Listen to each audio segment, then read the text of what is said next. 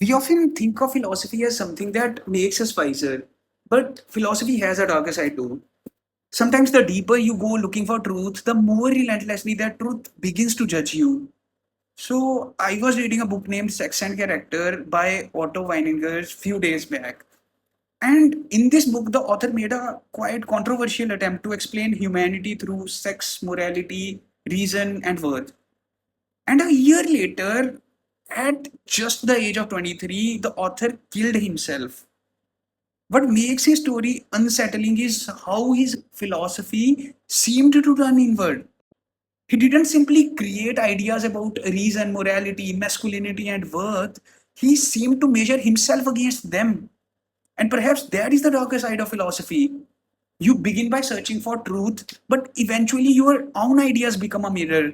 And if you stare into that mirror long enough, understanding can quietly become judgment. We cannot reduce Weininger's death to his philosophy alone because human beings are much more complicated than their ideas. But his story leave me with an unsettling question. That is, what happens when the philosophy we use to understand existence become the standard by which we judge our own self? Maybe philosophy doesn't always save us from the darkness. Sometimes it simply teaches us to see it more clearly.